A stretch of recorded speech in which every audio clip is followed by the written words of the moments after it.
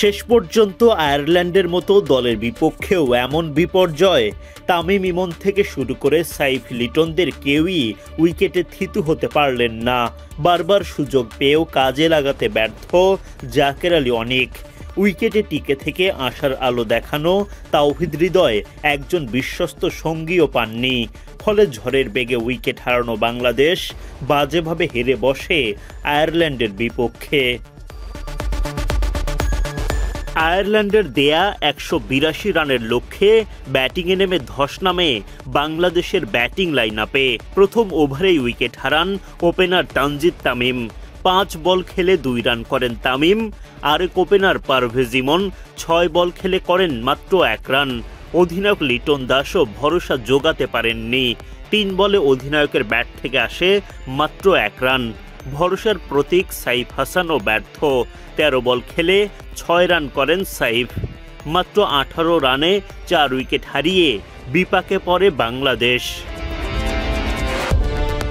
তাওহিদ হৃদয়ের সাথে জুটি বেঁধে লড়াইয়ের চেষ্টা করেন জাকের আলী অনিক। ১৬ বলে ২০ রান করে আউট হন অনিক। তানজিম সাকিব করেন ৬ বলে ৫ রান। রিশাদ টিকতে পারেন মাত্র ৩ বল। এভাবে একের পর এক সঙ্গী হারিয়ে ফেলেন হৃদয়। ফলে লড়াকু ব্যাটিংয়ের চেষ্টা করলেও ম্যাচের মোড় আর ঘোরাতে পারেননি তিনি।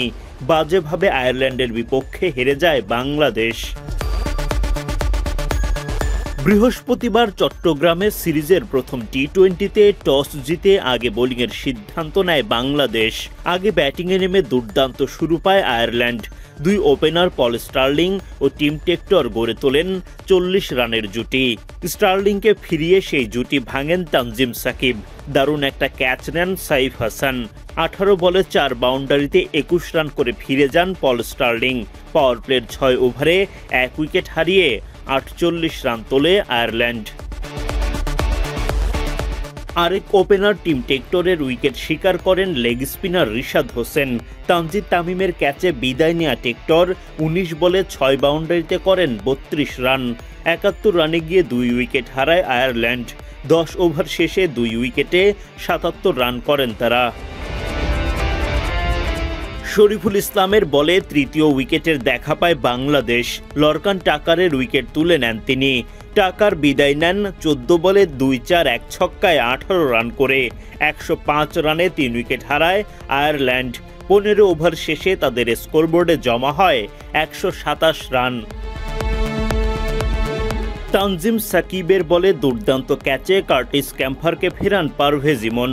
ওদিকে লড়াকু ব্যাটিংয়ে 50 তুলে নেন হ্যারি টেক্টর। নিয়মিত বিরতিতে টাইগার বোলাররা উইকেট শিকার করলেও শেষ পর্যন্ত ঠিকই লড়াকু পুঁজি তুলে নেয় আয়ারল্যান্ড।